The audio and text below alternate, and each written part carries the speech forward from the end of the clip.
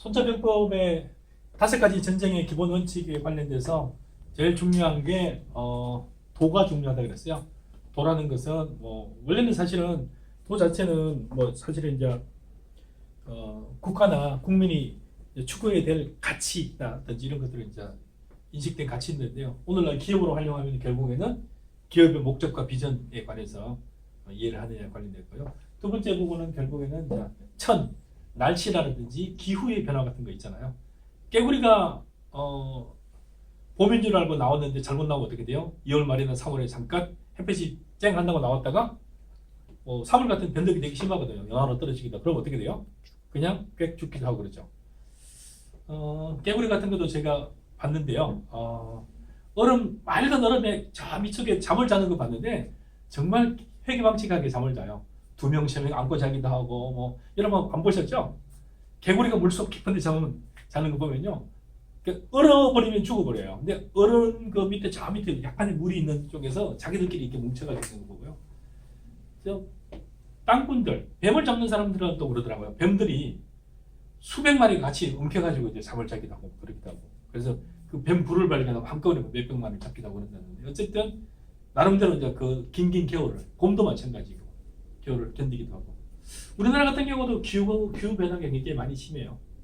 기후 변화가 뭘 그렇게 심하냐 하는데 실제로는 우리나라 온도가 한 1.5도, 2도 정도 올라간 것 같아요. 옛날보다. 그래서 대구에서 사과가 되게 많이 나왔습니다. 요즘에는 대구는 사과가 잘 안 나온대요. 오히려 한참 위에 올라가지고 정선이라든지 양양이라든지 이런 쪽에서 오히려 사과가 굉장히 잘 나오고 있고. 그 다음에 이제 오징어 같은 경우가 동해가 오징어가 굉장히 많이 잡혔는데 한 2가지 이유 때문에 첫 번째는 날씨가 좀 안 맞아가지고 잘 안 잡힌대요. 그 다음에 중국 사람들이 조그마한 시대부터 다 걷어가가지고 어렵고, 심지어는 서해에는 오징어 잡히는 게 거의 약간 옛날에는 회계망치가 일이에요. 요즘에는 서해안하고 남해안에 오징어가 많이 잡힌대요. 그래서 사실 요즘에는 동해안에 가서 오징어 먹으려면 한 마리에 10,000원, 20,000원 이래요. 옛날에는 10,000원에 20마리 줬거든요. 그러니까 먹다 다 먹지도 못하고 싸웠는데, 이게 다 뭐에 관한 얘기예요? 기후가 변하니까. 그러니까 오랜 기간의 기후도 변하죠. 근데 하루에 날씨 같은 거 굉장히 많이 변하고 있어요. 기후가 변함에 따라서 뭐가 달라지냐면 사실은 황사 같은 것 때문에 생겨요. 황사 때문에 요즘에 황사가 동해에는 황사가 거의 안 와요. 서해에서부터 쭉 밀려오니까. 그래서 그것 따라서 굉장히 사람들 건강이 안 좋은 사람들 같은 경우 동해 쪽으로 이렇게 강냉이라든지 고성이라든지 이런 데 별장을 약간 몸이 안 좋으니까 호흡기 질환 안 좋은 사람은 가기도 하고 해외를 가기도 하고 이런 게 생기기도 하죠.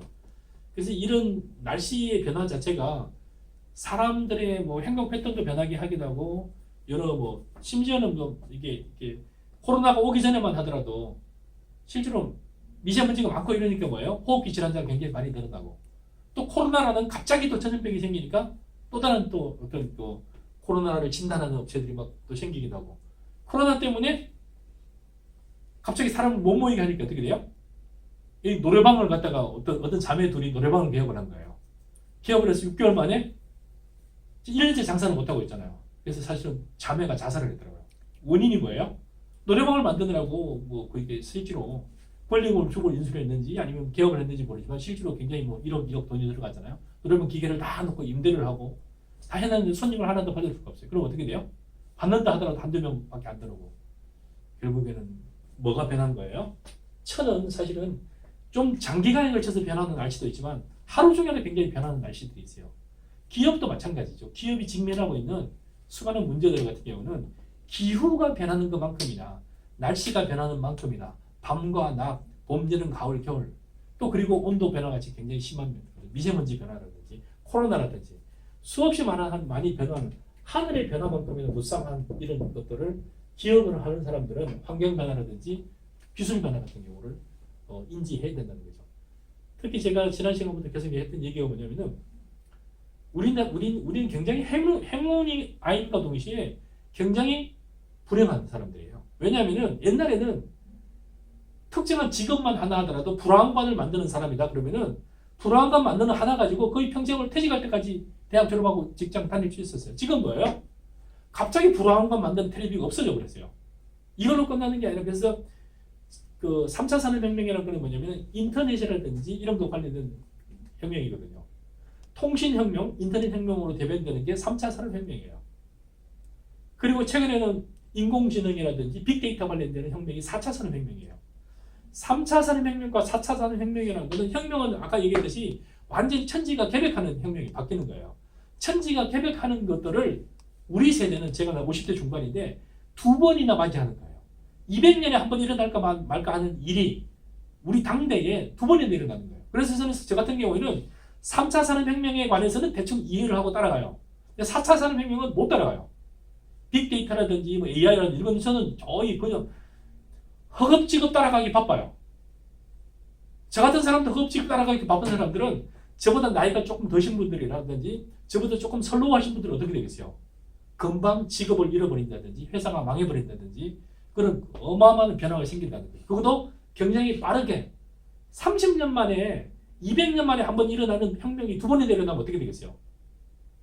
우리나라가 사실은 6.25 사변 때 가장 많이 희생을 당한 게 사실은 전쟁 때문에 총알 때문에 죽은 사람도 되게 많지만 실제로 누구 때문에 죽었냐면요. 6.25 사변이 일어나고 나서 쭉 내려가면서 인민군들이 다 장악을 했어요. 그러니까 사회주의랑 그러니까 그 사이에 기존의 경찰관이라든지 공무원이라든지 지도자들을 다 죽여버리는 거예요. 그러고 나서 다시 또 이쪽 올라왔잖아요. 올라오면서 또 그동안에 북한한테 또 괴뢰정권한테 도와줬던 사람을 또 다 죽이는 거예요. 지금 사실은 우리나라가 좌우익이 굉장히 대립한 이유도 그때 남은 흔적들이 굉장히 상처가 되게 많아요. 그래서 한번 내려갔다가 올라갔다가 천재가 개벽하는 거죠. 일종의 공산정권 됐다가 민주정권 됐다가 이렇게 되니까요. 그리고 그 중간에서 딱 잘렸잖아요. 38선이. 아니 우리가 2차 대전이 이렇게 나라도 아닌데 사실은 어디를 분할해야 되는 거죠? 일본을 분할해야 되는데 우리하고 아무 관계도 없는 한반도가 분할이 됐어요. 여러 가지 할 얘기가 많지만 결국에는 뭐냐면은 그런 전쟁과 같은 변화가 있을 때도 엄청나게 천재가 개벽을 하는데 그런 거 못지않게 전쟁보다 더 빠르게 변하는 게 뭐냐면 3차 산업혁명과 4차 산업혁명이에요. 그래서 그 혁명의 결국 철의 변화만큼이나 변화무쌍한 기업 환경이라는 거죠. 이 속에는 시장도 있고 소비자도 있고. 그래서 이런 것들을 전쟁의 기본을 이해하지 못하고 어떻게 됐어? 왜 그러지? 왜 오던 손님이 왜 안 오지? 제가 가장 좀 이렇게 머리에 딱 들어오는 게 뭐냐면은 가장 깜짝 놀란 게 뭐냐면은 삐삐라는 걸 제가 처음으로 대학을 졸업하면서 이렇게 대학 다닐 때부터 쓰기 시작했는데 그때 딱 제 친한 친구 중에 하나가 자기 집에서 삐삐의 이동통신 사업을 하는 친구가 있어요. 사업자라 자기 아버지가 하는 친구였어요. 근데 그 친구는 가만히 앉아서 너무나 잘 사는 거예요. 그래서 그 친구가 하고 있는 게 이제 전남 광주 쪽에 있는 이동통신 사업자였는데 광주에 있는 사람들은 다 그 친구네 자동으로 가입할 수밖에 없잖아요. 삐삐를. 그러면 걔는 가만히 앉아서 뭐예요? 매달 3,300원인가 얼마를 방위비를 받는 거예요. 매달. 그 얼마나 많이 받겠어요. 그리고 이런저런 직원 월급 주고 뭐 정부에 애들 세금떼고 나면 다 이익이 남잖아요. 그래서 제가 생각하기에는 지금 1000년 만년 먹고 살겠다 이랬어요. 그리고 그때 당시에는 삐삐를 만드는 회사였잖아요. 처음에는 삐삐가 되게 컸어요. 되게 커가지고 이렇게 이 정도로 핸드폰만큼 컸었어요. 근데 나중에는 삐삐가 조그마한 단추만한 것도 나오고 하트 모양도 나오고 이게 뭐 여기 꽂고 다니는 것도 나오고 핀하고 다니는 굉장히 다양한 삐삐가 나왔어요. 이거 보면서 그러니까 앞으로는 이 삐삐로 인해서 모든 통신은 끝이다. 통일되는 걸로 생각했어요. 그 삐삐가 어떻게 됐어요? 만약에 삐삐를 만드는 제조업체가 이 삐삐를 만드는 제조에만 몰입되어 있으면 어떻게 되겠어요? 바닷물이 이미 들어오고 있는데 갯벌 낚시를 계속 잡고 거기에 계속 잘 잡혀요. 너무 잘 잡힌다 하는 사이에 뭐가 되는 거죠? 바닷물에 고립돼서 퐁당 빠져 죽는 거하고 똑같은 현상이 일어나는 거죠. 사는 물결이 거대하게 바뀌고 있는데 모르는 거죠. 삐삐만 열심히 만들면 되는 줄 알아요. 우리 직원들이 최고야. 제일 잘 만들어. 엄청 열심히 한다니까. 그래서 제가 어마어마하게 싫어하는 단어가 열심히예요. 열심히 한다고 기업이 잘 되는 게 아니고 열심히 한다고 부자가 되는 게 아니에요. 고개를 들어가지고 물이 왜 갑자기 낚시를 하는 사람이 세상을 돌아봐야 돼. 사람들이 다 없어졌지? 물이 왜 이렇게 찼지? 빨리 나와야 되는데 물고기 잡는데 정신이 없으면 어떻게 돼? 오늘 되게 고기 많이 잡히네? 많이 잡힌과 동시에 뭐가 되는 거죠? 죽는 거예요. 그래서 이걸 보면서 가장 분명하게 다른 게 절대로 열심히라는 글자는 기업 경영에 아무런 도움이 안 되는구나. 저는 여기서 보면서 열심히 하는 사람하고 기업을 잘하는 거하고는 전혀 관계가 없구나. 그래서 내가 또 열심히 하는 단어를 또 싫어하는 게 제가 2000년부터 이제 나름대로 이제 기업들 자문 활동을 하고 뭐 이렇게 기업 M&A도 하고 하면서 나름대로 돈을 되게 많이 벌었어요. 그런 사이에 2002년, 3년, 4년 그 사이가 어마어마하게 부동산이 나름대로 이 폭풍 같은 급등을 하는 시절이에요. 근데 저는 금융 쪽에만 주력을 하고 그냥 오피스텔만 서너 개 사놓고 이 정도면 되지 하고 있었는데 잠깐 눈을 보려니까 오피스텔은 오히려 가격이 폭락을 하고 저거는 집도 아니야 했던 가스 연탄불 떼던 집이 재건축을 해가지고 갑자기 7천만 원 하는 게 4억 5억이 되더라고요.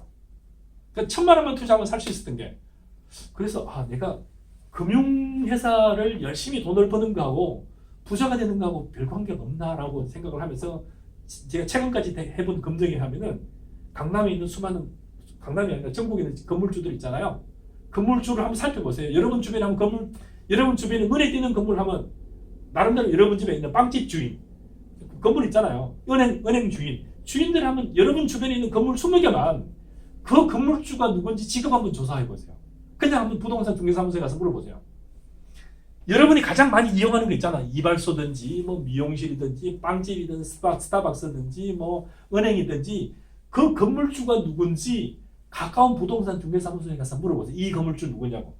20개만 조사해서 올려보세요. 조사해서 올렸는데 건물주가 누구다. 그 사람의 직업은 건물주지만 옛날에 뭐 해서 돈을 벌어서 건물을 샀다. 그래서 거기 보면은 가장 열심히 일하는 사람이 누구예요? 흔히 우리에게는 노가다가 제일 열심히 해요. 그럼 노가다가 제일 부자가 됐어야 돼요. 땀을 제일 많이 흘리니까. 그죠? 근데 실제로 건물주는 누구예요? 아무 관계가 없어요. 그래서 그 BP라는 거로 돌아가더라도 보면 그래서 변화 자체를 읽지 못하고 이 변화 자체를 오늘날 산업으로 보면은 큰 산업의 변화 그리고 제품으로 따른 제품군의 트렌드 변화, 패턴의 변화를 읽지 못하면 어떻게 돼요?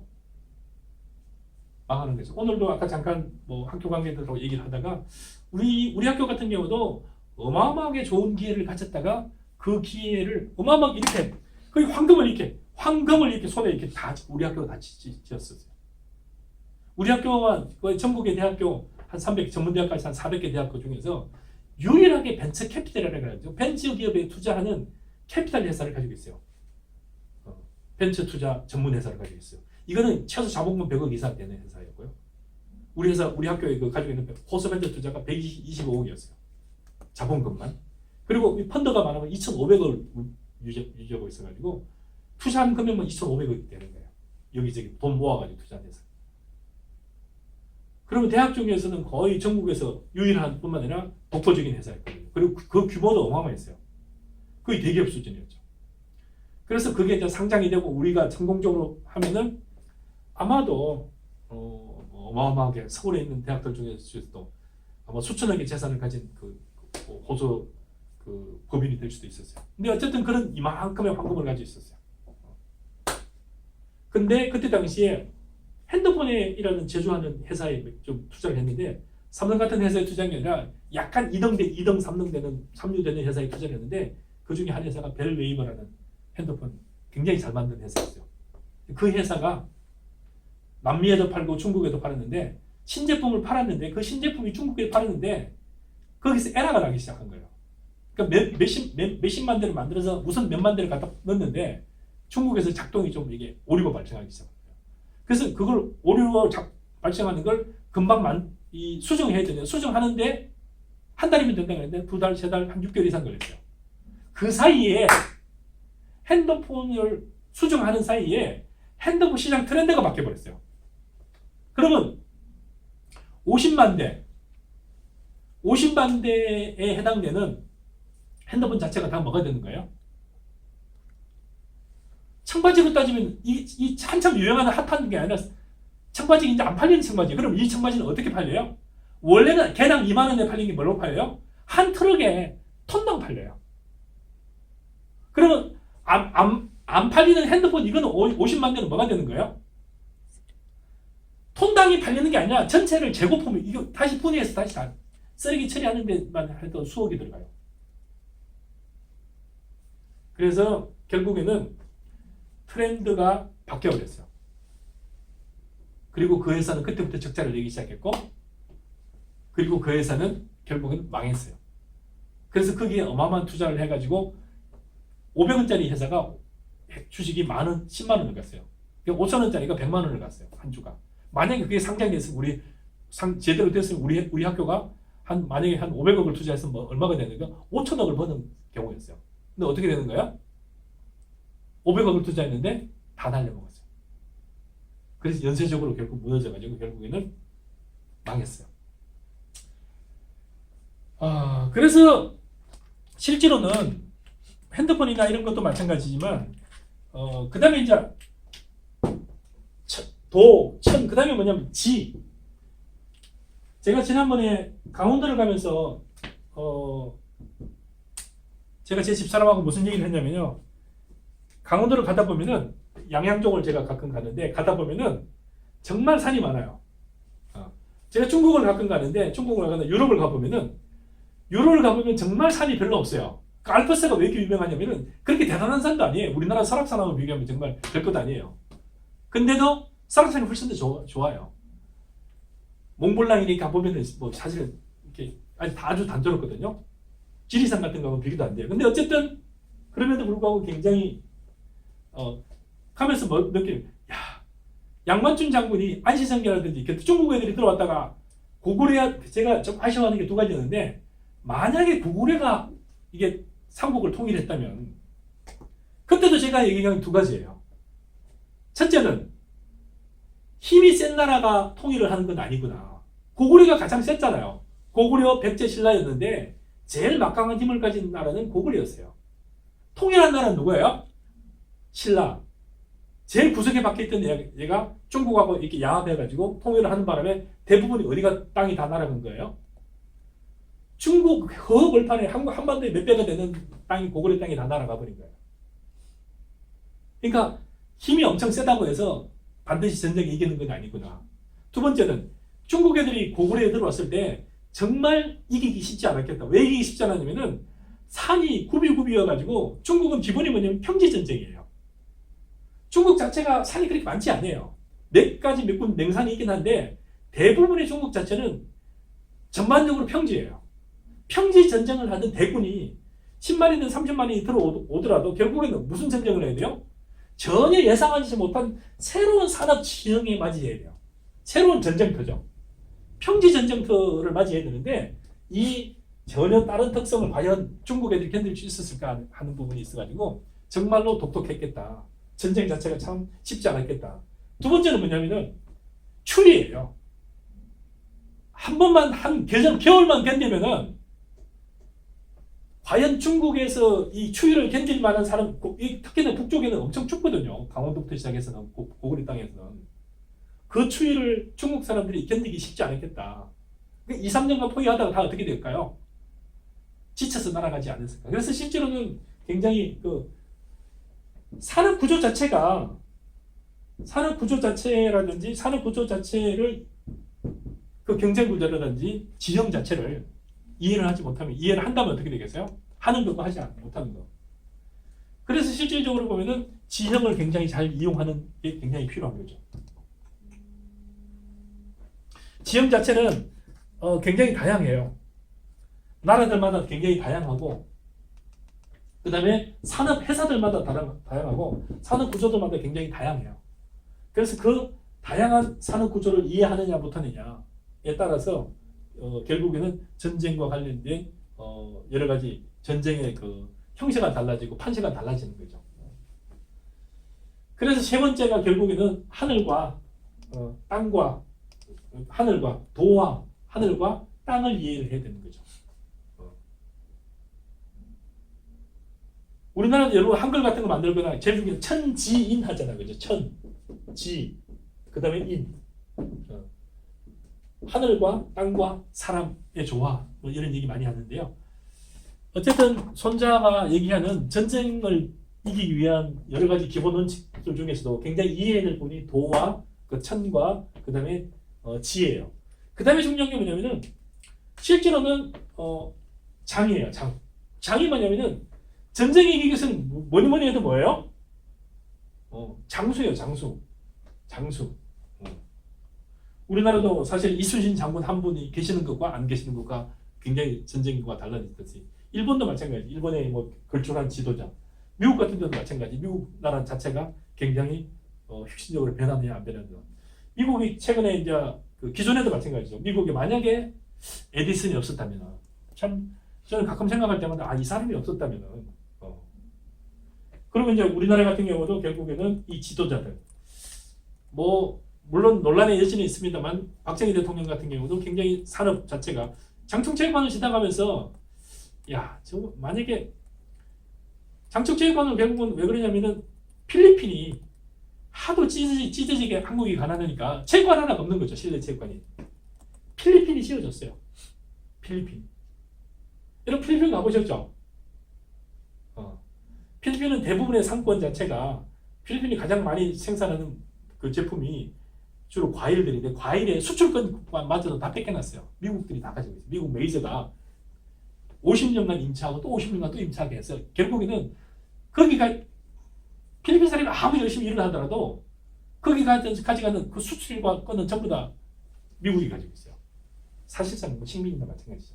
그래서 우리나라 같은 경우도 1945년 독립을 한 나라는 되게 많은데 1945년 독립을 하고 나서 그 이후에 45년에 그러니까 2차 세계대전을 통해 가지고 독립한 나라 중에서 그나마 나라다운 나라를 경쟁력을 갖춘 나라는 딱 두 나라밖에 없어요. 하나는 이스라엘이고 하나는 대한민국이에요. 그래서 대한민국이 되게 한 사람은 누가 뭐래 들어 결국에는 누구예요? 박정희 대통령의 역할이 굉장히 컸어요. 그런데 박정희 대통령의 역할뿐만 아니라 실제로 기업인들이죠. 이병철 씨라든지 정주영 씨라든지 이런 기업인들. 이런 기업인들 결국 뭐예요? 이게 기업이 잘 되려고 하면 결국 뭐예요? 국가의 지도자뿐만 아니라 기업의 경영자 자체가 엄청난 역할을 차지하는 거죠. 만약에 마크 주커버가라는 사람이 없었으면 빌 게이츠가 없었으면 여러분 빌 게이츠라는 사람이 없었으면 어떻게 여러분이 컴퓨터를 이렇게 못할 수도 있어요. MS 도스를 뭐 도스에다가 슬래시에다가 점점에다가 뭐 역슬래시에다가 여러분 옛날에는 이거 컴퓨터 한번 고장나서 고치려면은 이 전문가들만 있어요. 제가 뭐 에러 나가 뒤섞여가지고 전산실에 전화하면 막 올라와가지고 뭐 도스에다 점점에다 쳐다보고 있어도 막 어지러워요. 이거를 가능하게 한 사람이 누구예요?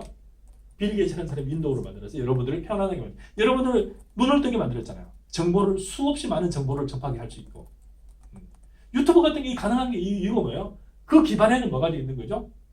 제가 얘기했던 아까 3차 산업혁명 인터넷이라는 게 있고 그 다음에 통신이 가능했고 그 기반 위에서 빌 게이츠 같은 사람 실제로 빌 게이츠가 나왔을 때 빌 게이츠가 훨씬 큰 회사가 있었어요. IBM 같은 회사들. 근데 지금 어때요? IBM은 눈에 띄지도 않아요. 지금 어디가 떠요? 그런 마이크로소프트 같은 회사라든지 구글이라는 같은 우리 꼬마들 같은 경우는 3살, 4살만 되더라도 뭐 하고 있어요? 유튜브에 있는 것들 가지고 놀고 이러고 있어요.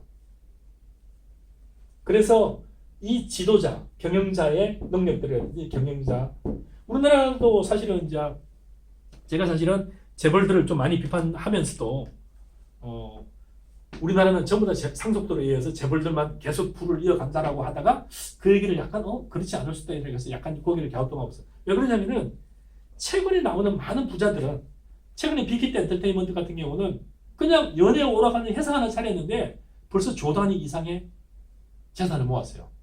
그건 뭐예요? BTS라는 그 그룹을 키워가지고 대한민국이라는 데를 엄청나게 선전 홍보를 하고 있고 한국이라는 제품 자체를 엄청나게 나름대로 PR을 하고 있고 그래서 한 명이 그래서 여러분들 지난번에 제가 읽어보라 그랬죠. 한번 봐보라 그랬죠. 빅히트 엔터테인먼트에 도대체 가지고 있는 자원은 뭐고 자산은 뭐냐. 방시하게 사람은 뭔지 한번 읽어보라 그랬죠. 이러기 전에 제가 수업 초에 또 스티브 잡스의 그 졸업 연설문을 한번 읽어보라 그랬죠. 스티브 잡스가 스탠퍼드 대학에 했던 연설을 읽어보면 여기는 뭐가 나와요? 스티브 잡스의 도가 나와요. 내가 왜 기업을 해야 되는지에 관한 얘기가 나와요. 그래서 결국 뭐가 중요한 거야? 그 기업인이 이 장이 지도자가 뭘 가지고 있어야 되는 거죠? 도에 관한 차례. 그러니까 기업의 목적은 뭡니다. 비전이 뭡니다. 직원들이 만드는 게 아니잖아요. 기업의 창업자라든지 경영진이라든지 이 사람이 누구와 소통하는 거죠? 직원들과 소통하고 직원들과 단결하고 화합하고 그 다음에 뭐 하는 거죠? 본인들의 철학과 제품에 관해서 소비자들한테 설득을 하고 또 정부에 따라 경우에 따라 대회에 가서 팔기도 하고 그래서 이 장의 역할이 경영진과 최고 경영진 그 다음 최근에 누가 굉장히 중요해진 거냐면 최근엔 AI 시대이기 때문에 거의 모든 것들을 기계가 다 할 수 있어요. 기계가 무엇을 할 수 있는지 잠깐 쉬었다가 계속할게요.